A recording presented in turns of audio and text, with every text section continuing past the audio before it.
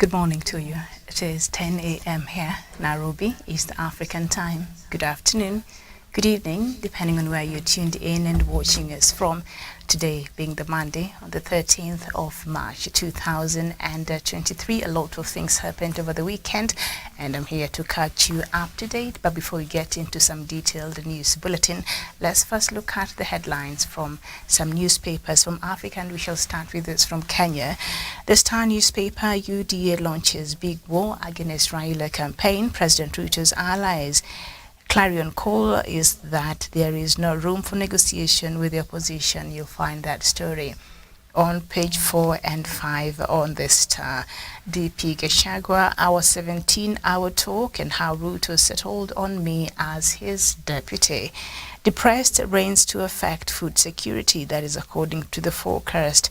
2 shot dead and 1.3 million Kenya shillings recovered after a bank heist. So that's what we have on the front page of the Star newspaper. The Standard newspaper, the hot mess that is junior secondary. A visit to school shows that lack of teachers, a slow distribution of textbooks, additional levies burdening parents, and logistical nightmares as a result of the failed disbursement of the capitation money is hurting learners in public schools. That is the story you'll find on page 6 and 7. And Ruto Raila trade words on calls for defiance. Angola to deploy troops to DRC. And forex reserves shrink amid dollar crisis. Cabras proves to be sweetest of them all. Okay, I think that is on the sports page. That confused me there for a moment. We know Cabras, the sugar brand, but yeah, the company, it has a football club. So they must have won one of the matches over the weekend. We'll look at the details. Kindiki, a new threat to eliminate bandits. Interior Cabinet Secretary Kithure Kindiki yesterday issued a 24-hour ultimatum to residents to vacate suspected bandit hideouts in 6 North Rift counties. Professor Kindiki also banned non-security aircraft travel in several areas. That story you'll find on page 5 there inside the Standard newspaper. The Daily Nation. Public servants set to lose perks, uphill task. Salaries Commission reveals that among those targeted for review are retreat, seating and non-practice allowances, but acknowledges that its efforts to lower the wage bill have faced strong resistance. That you'll find on page 7. Residents in bandit areas given 24 hours to move out. Have the government offered alternative to where they should move to? I think that is the question most Kenyans want to know. No way, Ruto tells Raila on call to stop selection of electoral commissioners. That you'll find on page 4. Ministries 53 billion Kenyan shillings boost to pay junior secondary teachers, and cities 250 million Kenyan shillings bus terminus that no one wants to use. That story you'll find on page 12.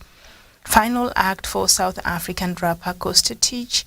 The artist collapsed while he was performing on Saturday evening at the Ultra South African concert in Johannesburg. That you'll find on page 3. The trouble with counties, governors blame treasury. Okay, it's always a blame game over here. And let's look at some other papers from Nigeria. The Nation newspaper, Emefiele launches fresh plot against President-elect Tinubu.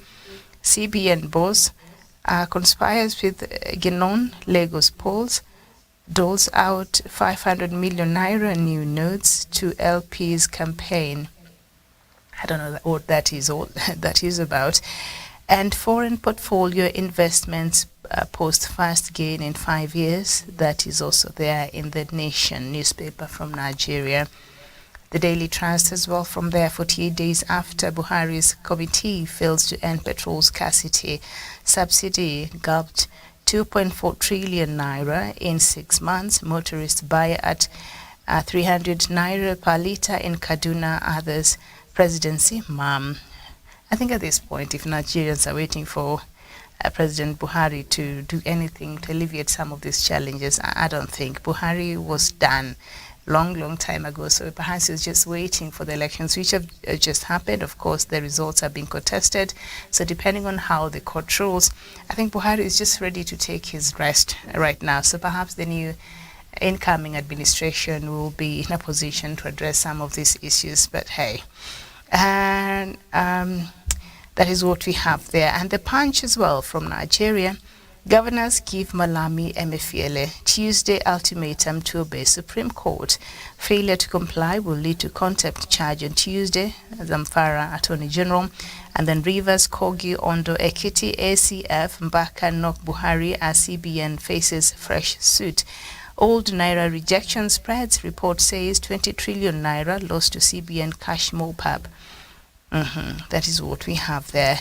Other daily news from Zimbabwe. Daggers out for ZEC chairperson as Chiguba's suitability to head Paul's body is questioned. I think that is the chair of the Zimbabwe Electoral Commission, and her ability to do that, I think, is being questioned. Newsday, also from Zimbabwe. ZANU PF young tax plot surprises. And new vision from Uganda, Karuma Power Dam test successful. The Daily Monitor, Queen reveals love life and twins with Kabaka. Angola now sends troops to Democratic Republic of Congo. I have some opinion about that, but we'll get to that a bit later. The Citizen, investment projects up more than 100%. Okay. All right, and the New Times, 10 landmark laws enabling women's rights protection. That is from Rwanda, so that is what we have in some of the newspapers from the region. Let's look at others from Europe. That is from the UK. The Guardian, BBC bosses in race to end Lineker standoff and avoid staff rebellion. And the Daily Express, Suella orders woke police protect free speech. And iNews, Gary Lineker expected back at work after BBC crisis talks, and the Metro Lineker muzzled for now. And then England sorry for horror show. That is the Daily Telegraph. Apparently there was no sports news at the BBC because that Lineker guy, he criticized the UK's government move to deport migrants to Rwanda, and I don't know, they wanted to fire him or something, so there was a walkout and a slowdown.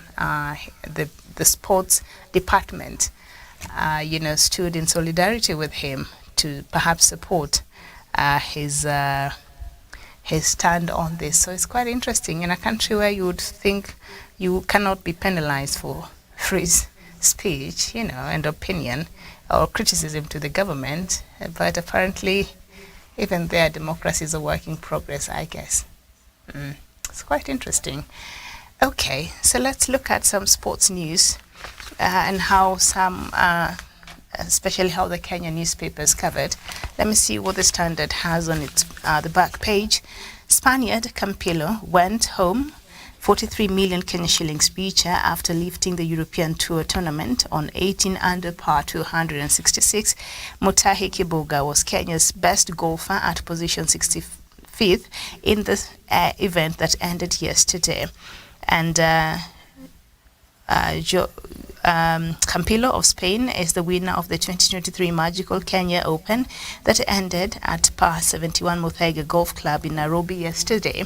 The Real Madrid FC diehard fan erased the day on a 5 under par 66 to lift the global showpiece on its 54th edition on a total 4 rounds of 18 under par 266, which earned him 460 points in the race to the Dubai final.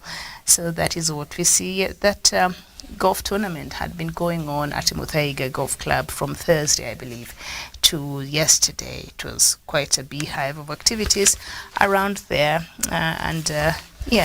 So let me see what else happened over the weekend in other sports. Okay, so ruthless Arsenal restore 5-point lead. Saints hold Manchester United.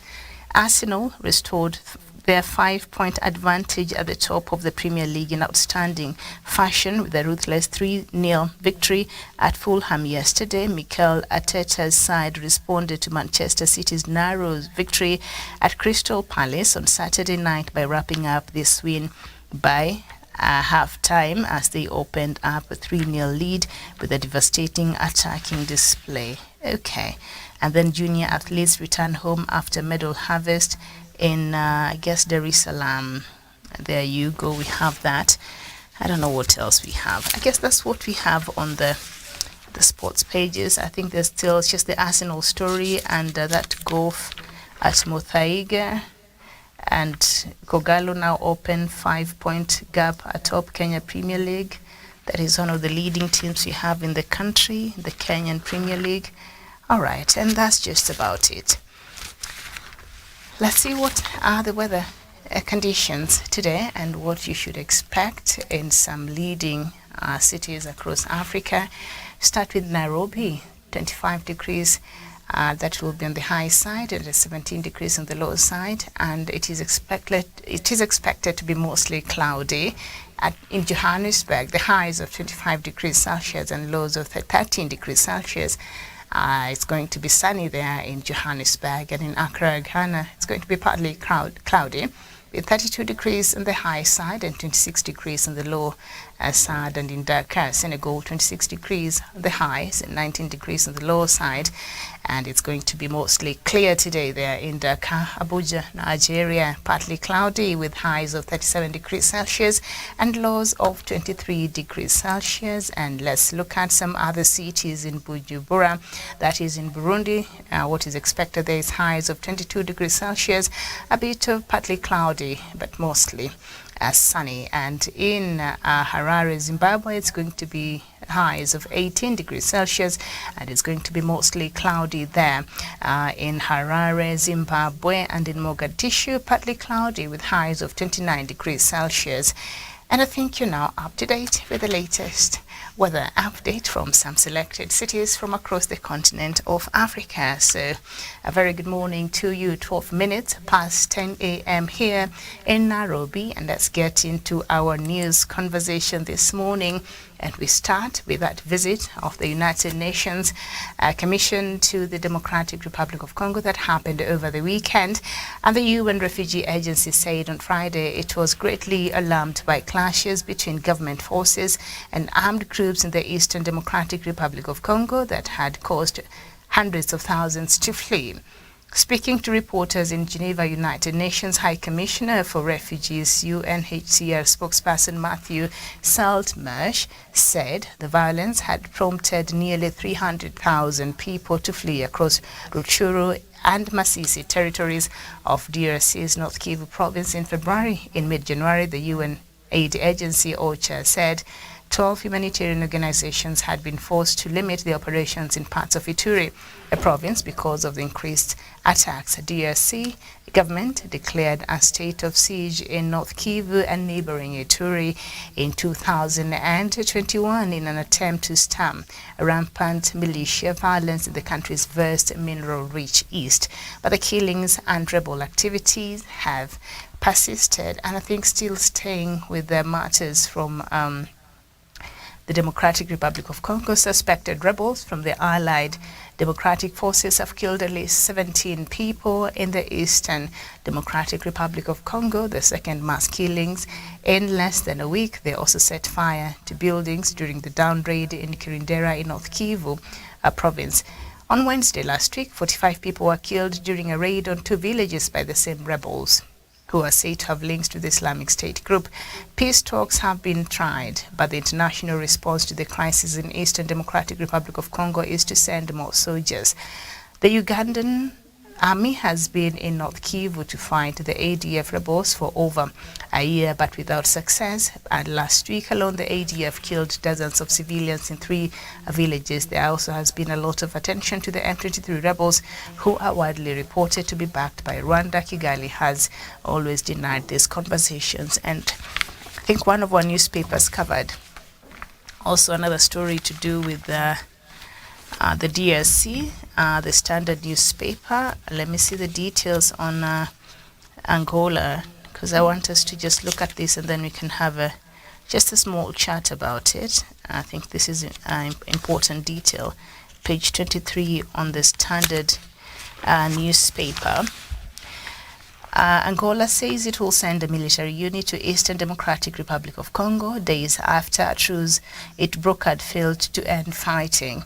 Both sides in the conflict, the M23 rebels and government troops, have accused each other of breaking the ceasefire that began on Tuesday. An East African force was also centrally deployed to the area, which is rich in minerals and has dozens of militias. The UN says the conflict forced 300,000 people from their homes last month. This happened in North Kivu province, which borders Rwanda and Uganda and is fertile and mountainous area long plundered by rival groups. There is increasing concern about the humanitarian crisis caused by the fighting, which was still ongoing on Friday. The European Union has just started an operation to fly in aid to the regional capital in Goma, saying humanitarian agencies have become overwhelmed. A statement from the Angolan president's office said the soldiers will be deployed to help secure areas that have been held by the M23 rebel group and to protect ceasefire monitors. Kenyan soldiers who are part of the East African Community Regional Force have been deployed to these areas too. The rebels, who are widely reported to be backed by Rwanda, had just hours earlier said they would withdraw from several captured villages. The Congolese government will welcome the arrival of Angolan troops to help in the fight against the rebels, but there is a danger of this becoming a wider international conflict. More than 20 years ago, the armies of at least 8 African countries fought a war in eastern DRC, dubbed Africa's World War, that caused immense suffering for the civilian population. Rwanda has for many years criticized the Congolese authorities for failing to disarm Hutu rebels, some of whom are linked to the Rwandan genocide in 1994. It denies backing M23, which has captured vast space of territory over the past year and has been advancing towards Goma. A decade ago, M23 fighters also captured large parts of North Kivu, were eventually routed by UN and regional troops and as part of a peace deal disarmament. They began regrouping earlier last year, largely made up of Congolese army deserters. They first took up arms in 2009, accusing the government of marginalization of the country's ethnic Tutsi minority and failing to honor previous peace accords. So that is how the Standard newspaper has covered the latest on what is happening there in Democratic Republic of Congo. I think by now, as this story, we've talked about it so much and the details of it, it's becoming a broken record. Nevertheless, it is an active conflict, and the immense heightened suffering, especially of civilians, is something that now we have to keep talking, and hopefully people will get some sense, and the actors who are involved in these kinds of atrocities maybe might back off. But even with the intense pressure from the international community and all these things that have been said and the actions that have been taken, not quite much.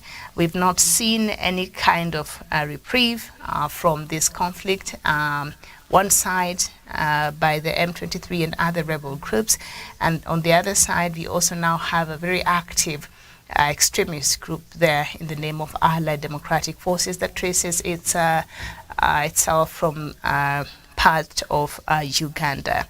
So now the issue of Angola deploying forces to the DRC, I don't know if this is a good idea. Remember, Angola is helping out and is playing a very crucial role, that it has been appointed by the African Union to mediate between Rwanda and the Democratic Republic of Congo, and specifically bringing the two leaders together, that is President Felix Tshisekedi and Rwandan President Paul Kagame. So by Angola bringing its troops to this war to join forces with the East African forces and other forces for the United Nations, I don't know if this is going to be productive at all.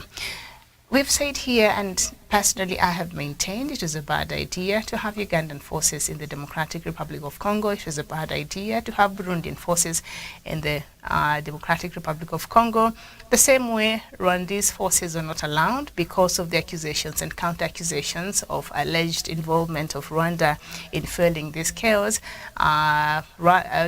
Uganda has had a good share of its contribution to this conflict in earlier years. And I've been reading, information and tweets from President Museveni's son. I don't know at this point if we need to take these tweets seriously, but I think we need to, because of who is speaking. He's a general in the Ugandan army, and I think yesterday I came across a tweet that he said, if anybody, there needs to be a formation of an alliance army or something between Uganda and Rwanda.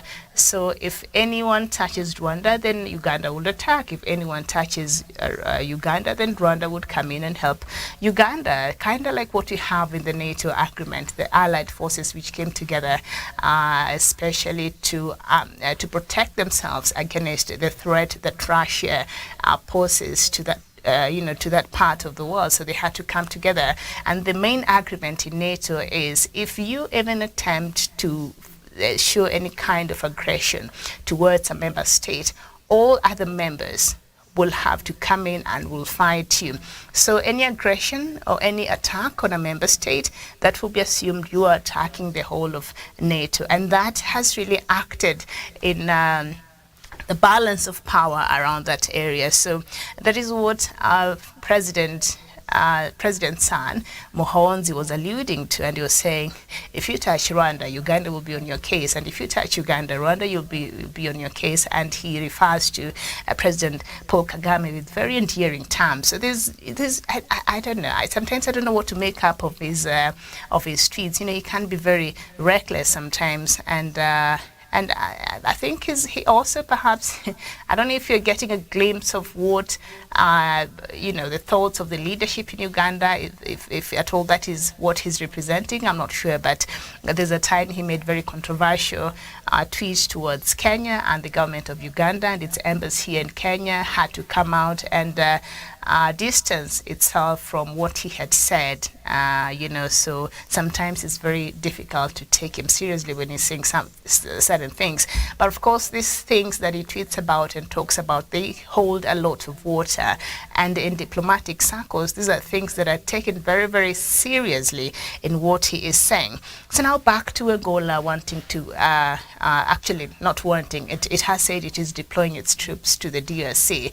I don't know if this will compromise its position as the chief negotiator in the mediation process that it has been carrying out on behalf of the African Union between Rwanda's President Paul Kagame and DRC's President Felix Tshisekedi. And to some large extent, we've seen him making headways in this mediation. Of course, lately it was met with a bit of challenges, and Qatar offered to take over and perhaps help in the places that maybe Angola is lacking, or just add its voice to this mediation process, which I think is a bad idea anyway.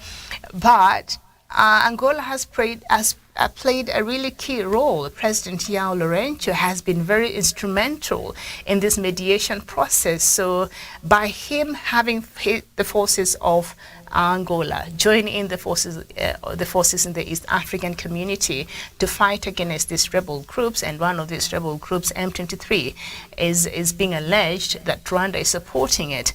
I think it places itself in a place where perhaps it might be counterproductive as far as it leading this mediation process is concerned. So I don't think that was a good idea. It could be counterproductive, but it's still early, and so maybe it will help. I don't know what Angolan troops will do there. We have the East African Community Force. It's there, and I think the current deadline that has been given for the M23 to push back and to leave these territories that it has continued to occupy illegally at the Democratic Republic of Congo is on the 30th of this month. But from what we're seeing, with just 17 days away, M23 is intensifying.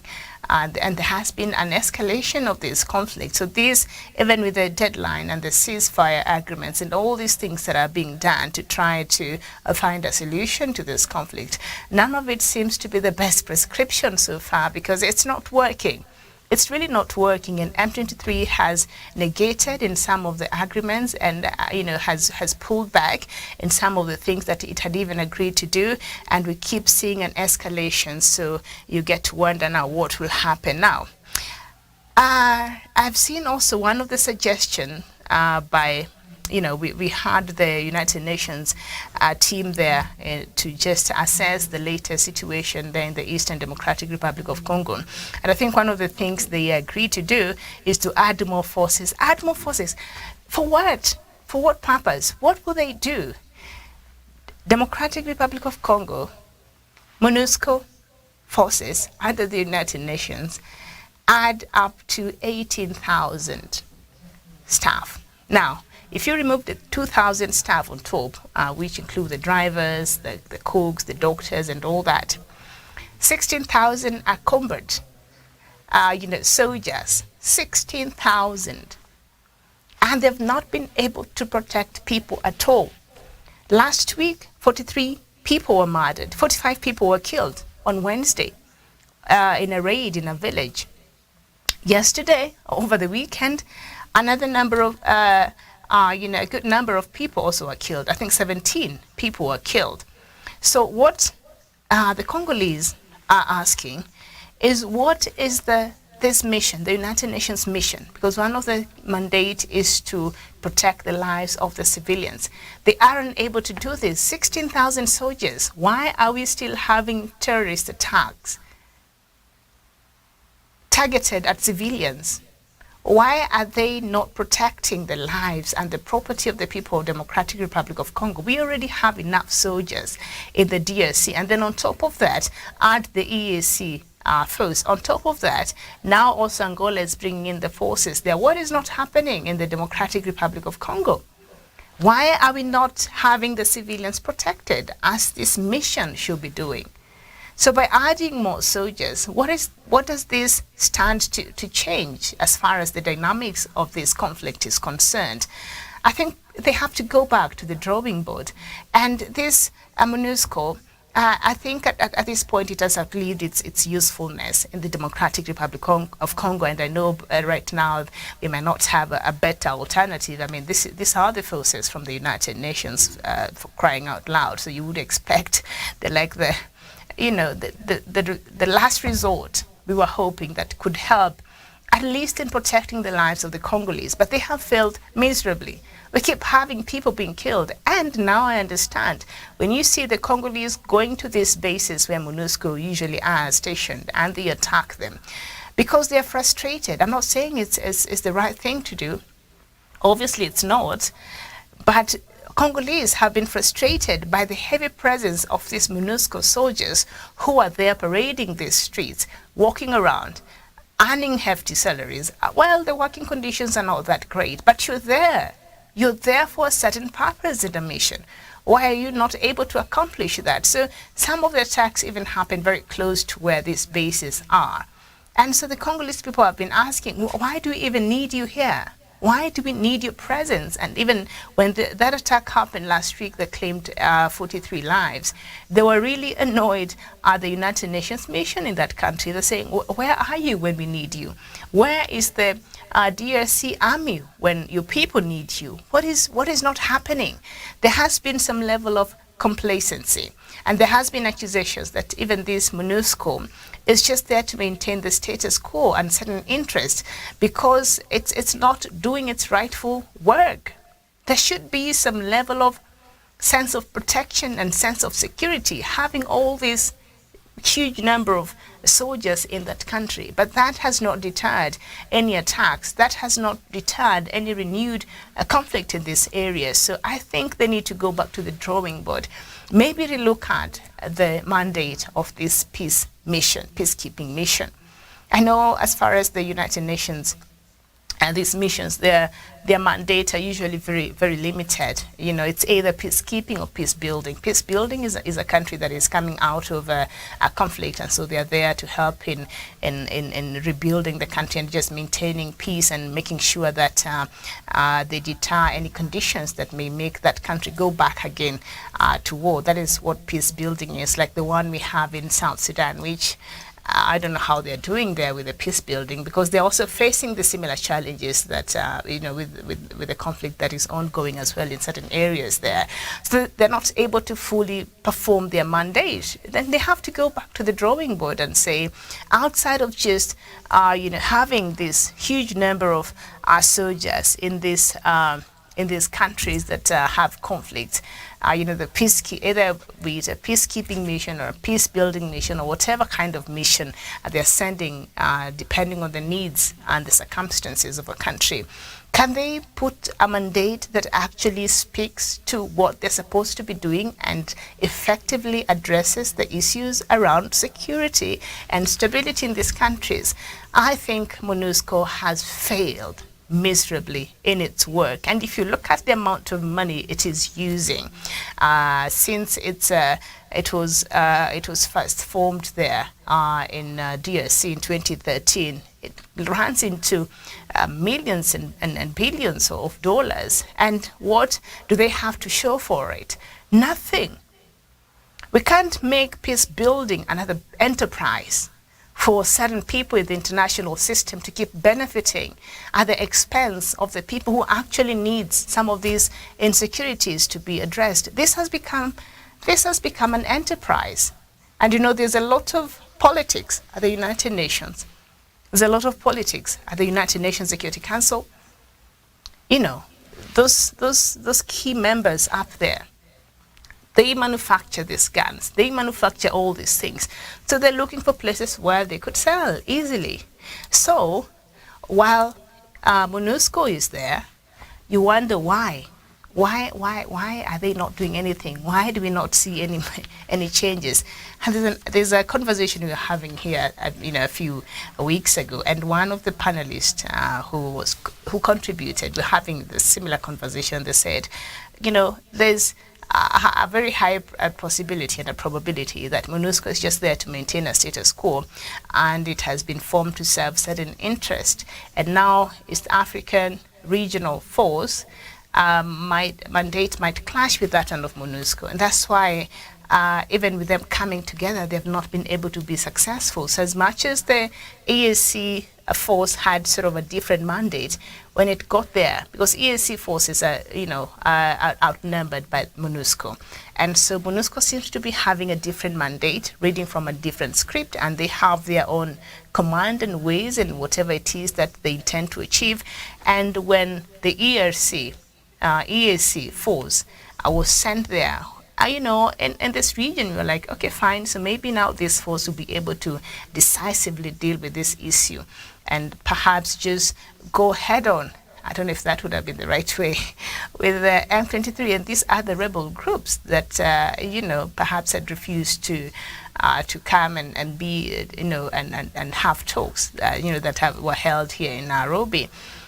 But since they went there with all this morale, with all this support, with all these monies, because we are using money, Kenya had to spend a good amount of money from its budget to support its forces that it sent to DRC. So it's not like we're getting money we might get a bit of help from outside, maybe from African Union, because I think they were pleading for that.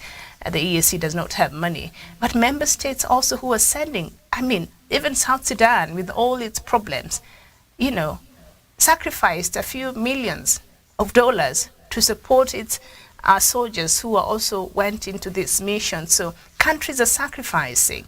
And when they got there, all that morale and all that renewed hope, it just died. Nobody knows what they're doing there. There are no reports on what they've been able to achieve so far. I want to see what the taxpayers' money is doing in the Democratic Republic of Congo. We want to hear reports. We want to see, more protection to the civilians there in the Democratic Republic of Congo. So I think this is unacceptable. They need to look at the approach they're having and the strategies they're employing in addressing and especially in protecting the civilian lives. All these forces that are in the DRC, including the national forces in the Democratic Republic of Congo, the army there, they have all failed the people there miserably. And there's no excuse for that. You have the national army, you have MONUSCO, 16,000 soldiers, and other extra over 2,000 other staff. And then you have the East African forces. And we're still seeing a village being burned and 43 people dead in one night, and you already know these hotspots, and that is where you should deploy soldiers. Surely, what kind of intelligence do you have there? I thought MONUSCO would be better off in terms of intelligence. You brought us reports every now and then that through your surveillance that you've accused Rwanda of supporting the M23. So that means you have a means and a way of collecting intelligence and doing your proper surveillance. But even with that, you're unable to use that to be proactive in protecting the lives of people. This is unacceptable. This is unacceptable. We can't keep having this happening. We cannot have people being butchered, being murdered, being burnt in their homes. And now we're having thousands of people having to relocate because of this conflict that erupted last week and does not even have a any signs of it going down. So of course the ceasefire and the latest agreement, the M23 and other rebel groups, but mostly the M23 was given up to 30th. And while they were signing this agreement, I said, so now what will happen between now and the 30th of March? The M23 will continue killing people. The ADF will continue slaughtering people. What will happen? In the meantime, what is happening? So you're just going to sit there and wait for the 30th of March for you to act once the deadline comes to an end.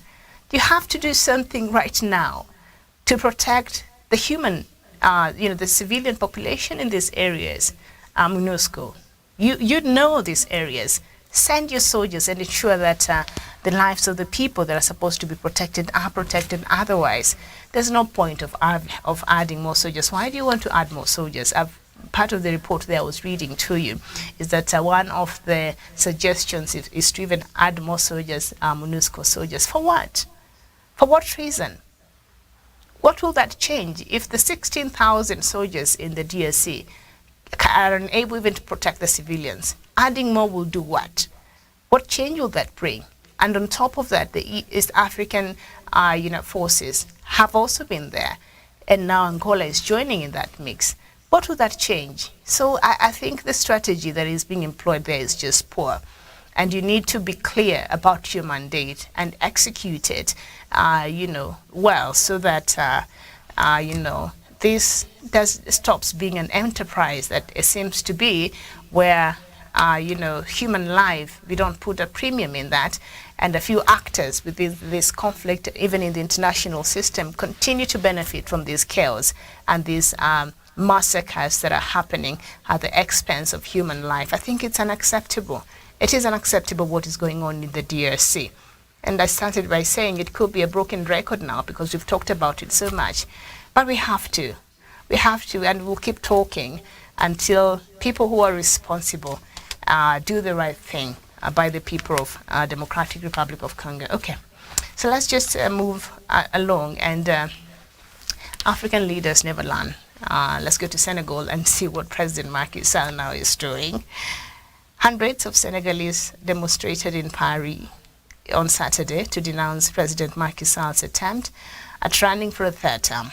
For many, democracy in Senegal is under threat. The demonstration was organized by the party of opposition figure Ousmane Sonko. The participants claim that at least 102 of its members have been detained for crimes of opinion. Yeah, so you can't have an opinion in Senegal. Opposition leader Ousmane Sonko came third in the 2019 elections and has since emerged as the main opponent of President Macky Sall, who, by the way, is the current chair of the African Union.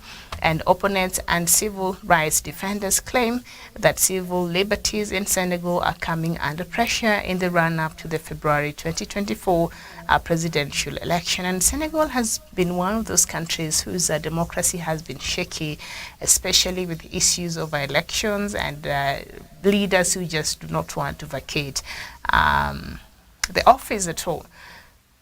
And President Macky Sall, having won the two elections that he has won, the Senegalese were, it sort of brought some sense of order into Senegal's politics. So now what I'm wondering is, and I started by saying African leaders really never learn. See, this is what former President Alpha Condé did in Guinea, you remember? He served for 2 terms. Instead of retiring, he decided that the people of Guinea need him so much. So whether they like it or not, and because they don't know it, so he was going to force himself into another term, and which he carried out. He led a constitutional coup, changed the constitution, and allowed himself to run again for an illegal third term. Did he finish serving that third term? No. He was removed by the army, and that is what necessitated the coup we saw in Guinea. And these are the conditions that lead to the instability, that lead to the necessity of coups in this continent. And West Africa is just notorious with the leadership that attract these kinds of issues and instability in their country. You have served for 2 terms. That is what your constitution allows. Give other people a chance. If that is what the constitution mandates, and the drafters of the constitution saw it best for it to be like that, seeing the way the kinds of leaders we have in this continent, and the kind of our still a work in progress democracy, then we need to allow as many people to lead, and people need to be given a chance to test out leaders. If we love you, we'll give you another chance. And if you've served the term that is allowed by the constitution, take a break. There are other sons and daughters of Senegal that are capable and have the ability to lead that country to the next level. But this insistence on staying in power and having constitutional coups and just messing up the whole country because one individual is so selfish and greedy that they don't want to leave to allow other people also to have a chance to lead, I think it's quite unfortunate. And this here is a setup for instability in Senegal, a country that has of late relatively known some good amount of stability. If you start having these protests, and if you go ahead and run again for the third term, President Macky Sall, then you're setting yourself up for even a possible coup, a trend that has been very much so in West African countries, and the leaders who were insisted to stay on. You saw what happened. You saw what happened to Alpha Conde. You saw what happened to former president of Burkina Faso, Christian Kabore. Also, I think went through a similar case there in Burkina Faso. When you want to change the order of things, it creates more problems. It creates more problems. And for you insisting that you have to stay in power, that is not fair. When you came to power, you understood very well what the constitution of Senegal said. You understood the constitution, and you knew very well you have 2 terms. If you go for 1 term and you're lucky, the people of Senegal still have confidence in you and they elect you for the 2nd term. That's it. You came in power understanding full and well the conditions of this office that you're going to occupy.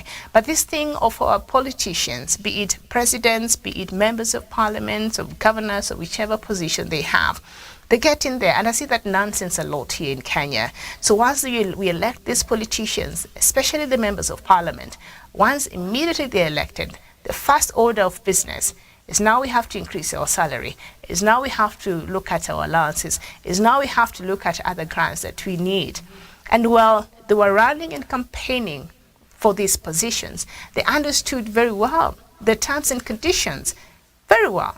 But once they come to power and they've been elected and people have given them that responsibility of leading, now they all of a sudden, even for the ones who share extreme views of polar sides, that is the time they come together, and they join hands and heads, in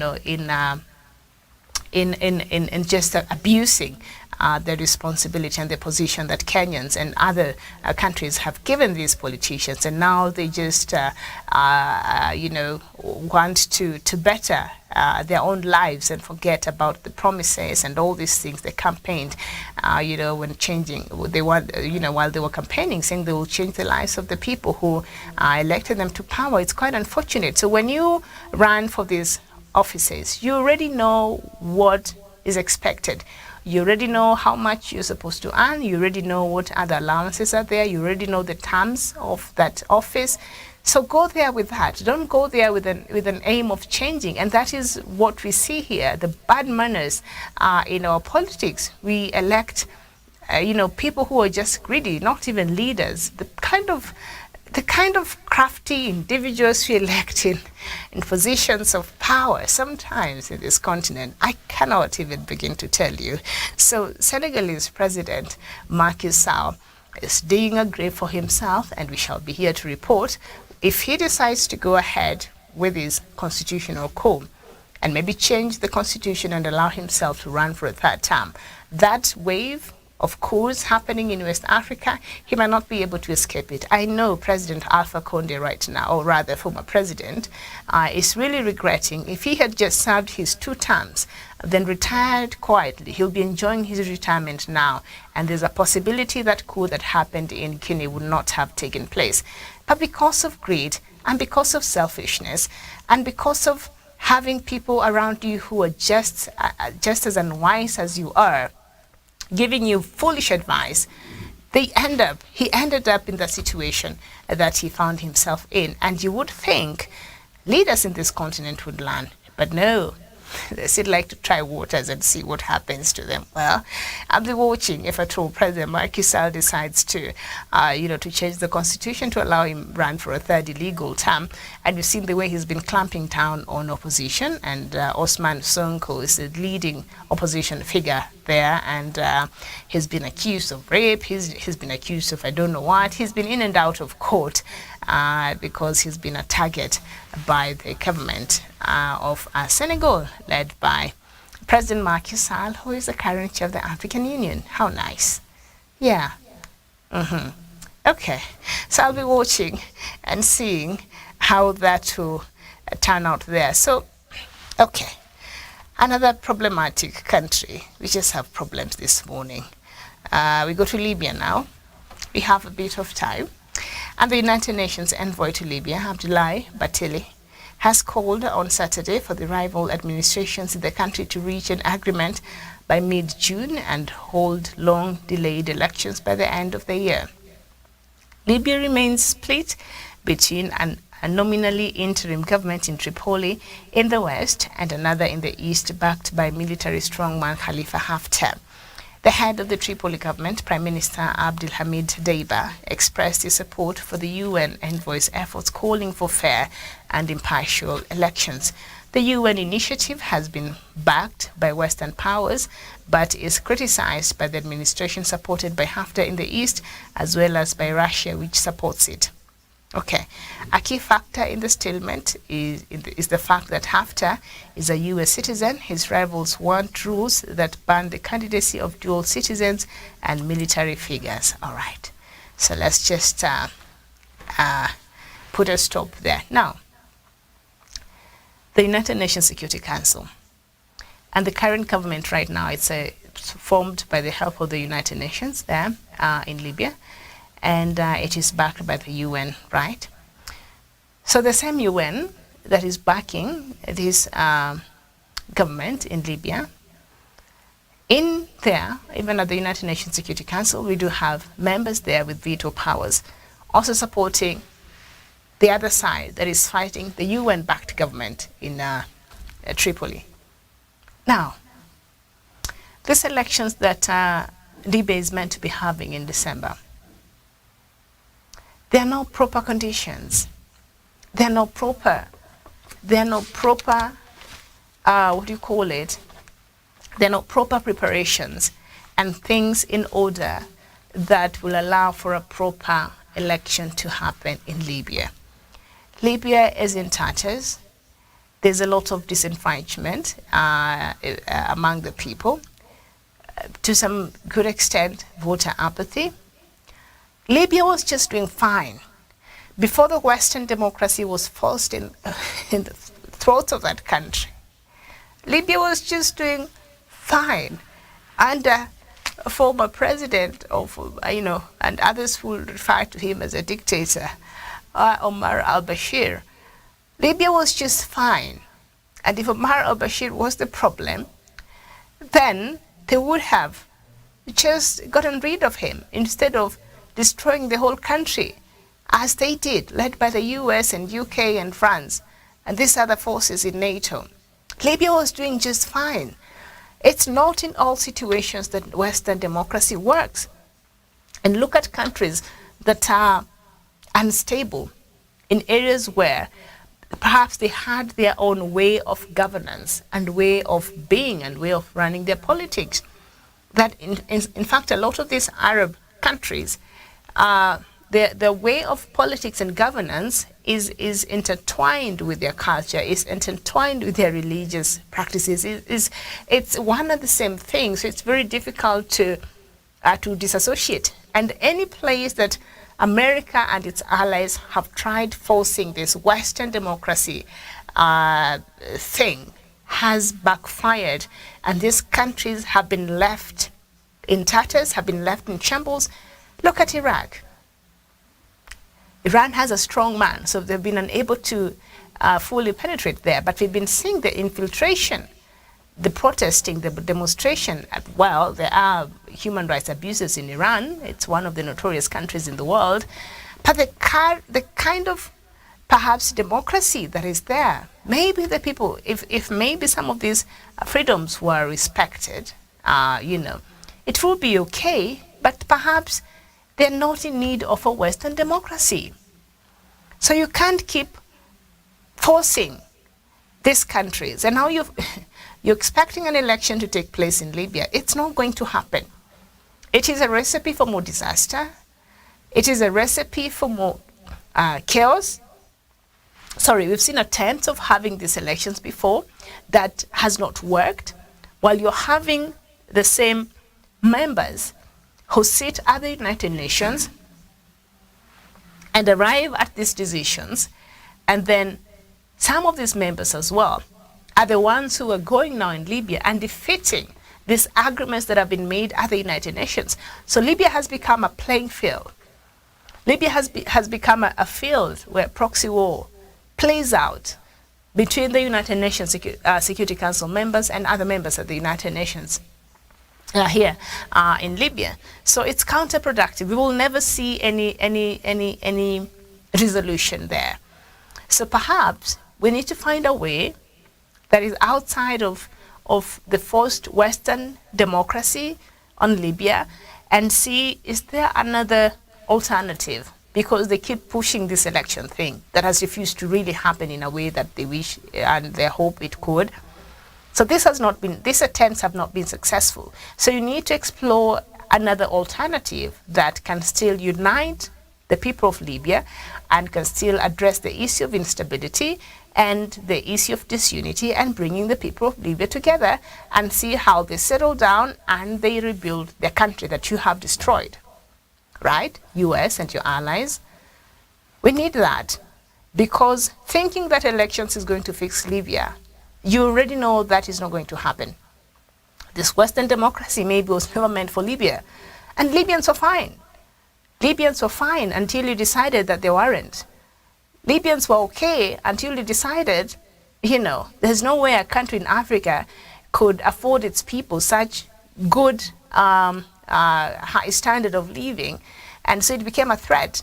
Libya was fine until Muammar Gaddafi started questioning the United Nations Security Council and started to support the coming together of a united Africa which could speak with one voice and had its own affairs independent of the Western powers. So Libya was okay, but you destroyed it, and today you act as if it's just something out there, just another thing that United Nations has to deal with every now and then. Well, those key players at the United Nations are the ones who acted in destroying Libya.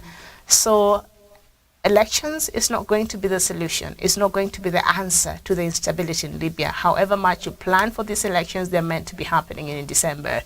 It's not going to solve it. And if you have them, I'm sure one part of the country will vote. The other one led by Khalifa Haftar, which is being supported by Russia, which is being supported by other players, fighting against this other side that is UN-backed. What is that? What kind of mess is that? What solutions are you hoping to arrive at that? US and these other allies, and France and these other countries. And Italy now, it signed a deal there, and Libya gave it 80% of the stakes in its gas. Look at that. Okay?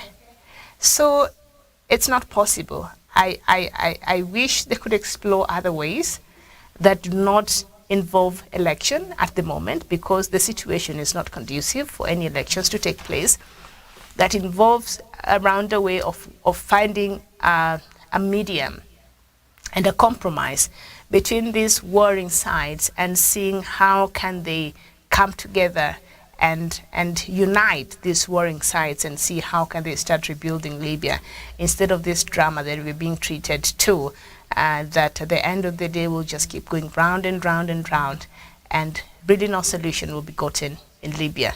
Elections is not the solution right now. I think there are more pressing issues, and there are more other ways perhaps that you could use to stabilize the country.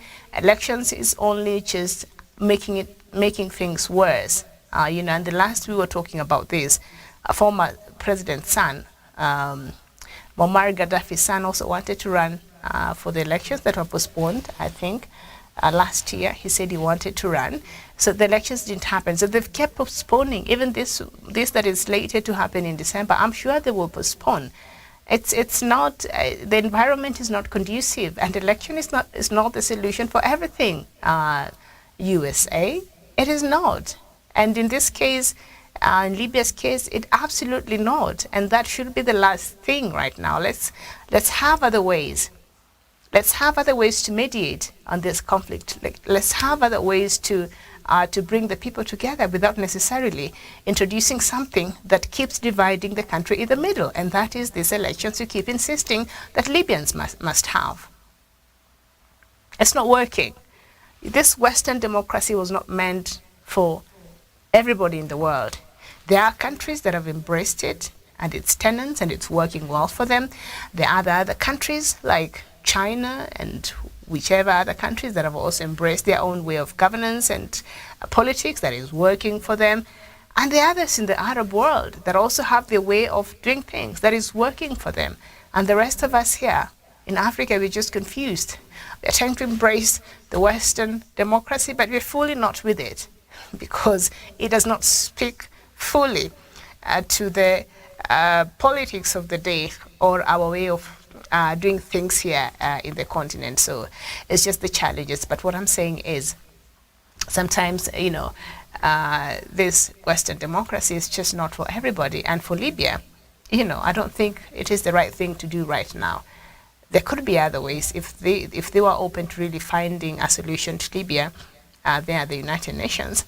Then there are other ways that they would explore first to try to stabilize the country first, before they keep insisting on this election that is only acting to divide the country further, and it's not helping anything. And the elections just offers another opportunity for this warring side to keep taking sides and keep fueling and keep supporting these different sides, and that just makes things worse. So I think it's a bad idea. Completely, it's a bad idea to be thinking and organizing an election in Libya that we know will only go further in dividing the country. It's not the solution to Libya's problems. Okay? Okay, I want to thank you so much for your time this morning. I'll be back here 3 p.m. and we shall be having another conversation on Sudan, what is really happening there in Sudan, those military juntas. There seems to be a division there. So what could be the root cause of this division that we're seeing playing out? And if these divisions continue, I would likely to see another coup. Because I always feel like these countries that have had coups before, and these military leaders insist on staying in power, they are placing these countries at very precarious positions, because as long as they're still in power, the possibilities of another wing of the military organizing for another coup is quite up there. There's no doubt about it. And we saw that in Burkina Faso. Say, if they don't hurry up and allow for a transition to a civilian rule, then they're placing these countries in serious dangers of having other coups and a continued instability. So we shall be looking at that at 3 p.m. East Africa times. I hope you'll join me then. Thank you so much for your time this morning. My name is Miriam. Go to enjoy the rest of your day. Bye-bye.